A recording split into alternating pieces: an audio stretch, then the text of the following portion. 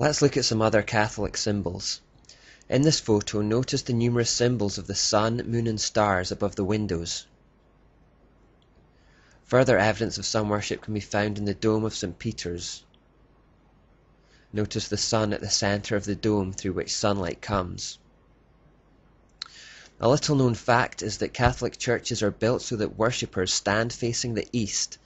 Although churches may arbitrarily face in any direction, the prevalence and consistency of this practice in Catholic churches suggests that they mean something specific by it.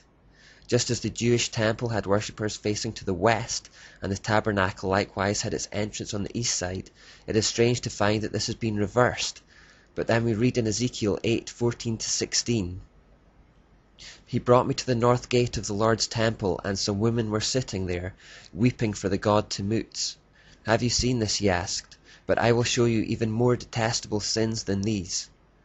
Then he brought me into the inner courtyard of the Lord's temple.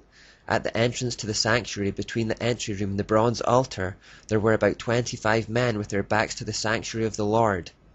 They were facing east, bowing low to the ground, worshipping the sun." Catholic churches are built facing the east because it represents turning their backs to the Lord and instead worshipping the rising sun. Mass in Catholicism is something other than a simple remembrance of Christ's suffering on the cross, as it was intended to be. The Church of Rome has perverted it into a reenactment of Christ's sacrifice. It is claimed that the Catholic priest literally sacrifices Christ each time on the altar for the sins of those present and those who have died. The idea is that Jesus' death and resurrection was not a once and for all act, but that they need to continually crucify him over and over to keep atoning for sins.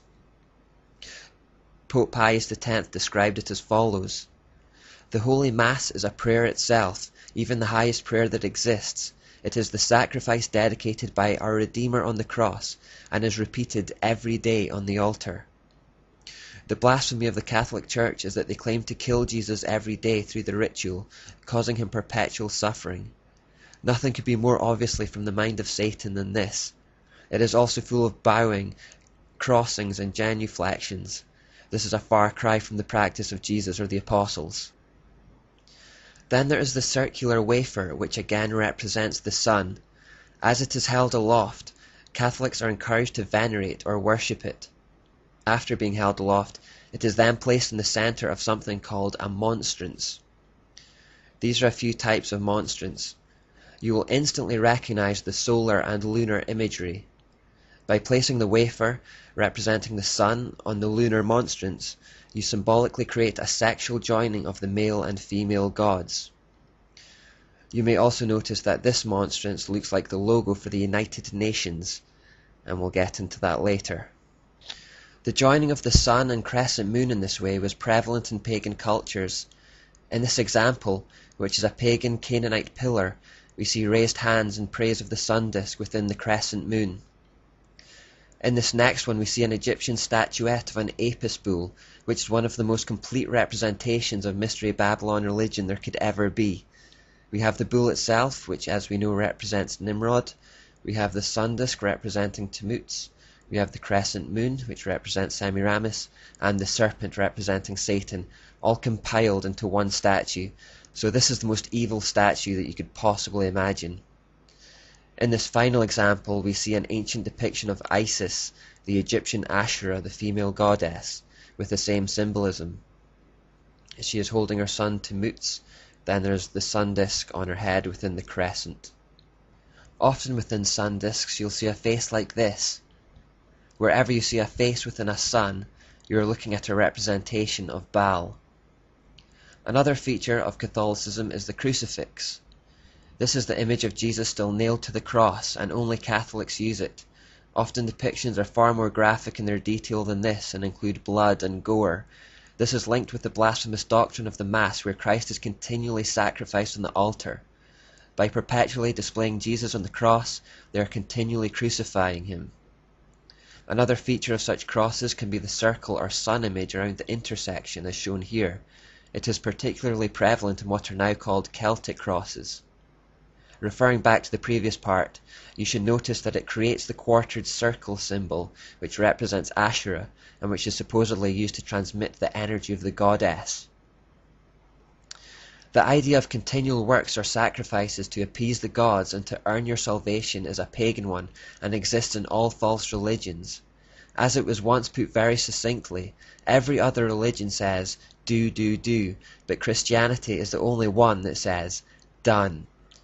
The sacrifice of Christ was a one-time only event that is completely sufficient for the atonement of sins. Jesus is now victorious over death, and salvation comes by faith alone. Satan would rather see Jesus being perpetually and endlessly punished, however, and hence these continuing representations of Christ on the cross. Satan is clinging hopelessly to the past and enslaving humanity with works-based religion, which always either leads to feelings of pride or worthlessness, and both are as bad as each other. The Catholic idea of purgatory, where people spend a temporary period between heaven and hell being purified of their sins through punishment, again has no biblical basis whatsoever. It is entirely Babylonian. The idea of the halo, a circle of light or a sunburst around the head, is also a Catholic invention rooted in sun worship. Often when Mary is involved, the halo takes the form of a circle of stars, each one representing her demonic offspring. The name Vatican itself actually means the divining serpent and comes from the Latin vatis, which means diviner, and can, which means serpent. The word and act of celibacy comes from the name of a Roman pagan goddess, Cybele, and has no biblical basis whatsoever. The letters IHS are common in Catholicism, and although the official line is that they stand for Iesus Hominum Salvator, which means Jesus, the Saviour of men, it also happens to be the initials for an Egyptian form of the unholy trinity, Isis, Horus, and Seb.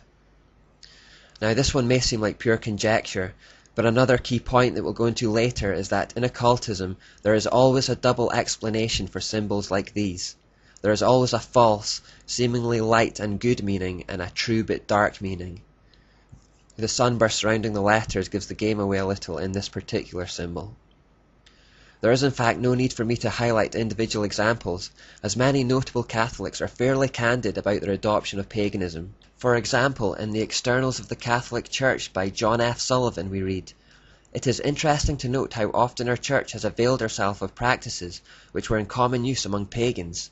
Thus it is true in a certain sense that some Catholic rites and ceremonies are a reproduction of those pagan creeds." In the Story of Catholicism on page 37 we read, "It has often been charged that Catholicism is overlaid with many pagan incrustations. Catholicism is ready to accept that accusation and even to make it her boast. The great god Pan is not really dead, he is baptized."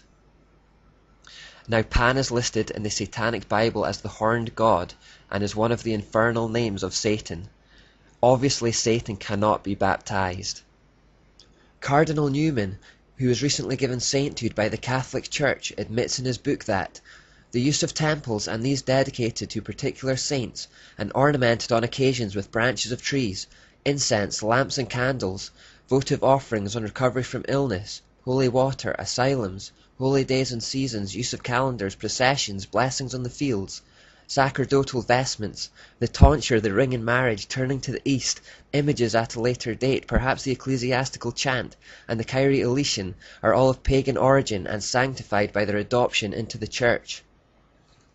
In The Faith of Our Fathers by Cardinal Gibbons we read, "The penetration of the religion of Babylon became so general and well known that Rome was called the New Babylon."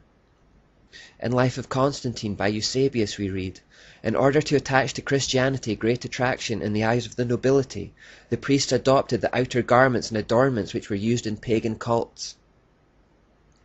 In Religious Tradition and Myth by Dr. Edwin Goodenough we read, "The Church did everything it could to stamp out such pagan rites, but had to capitulate and allow the rites to continue with only the name of the local deity changed to some Christian saint's name.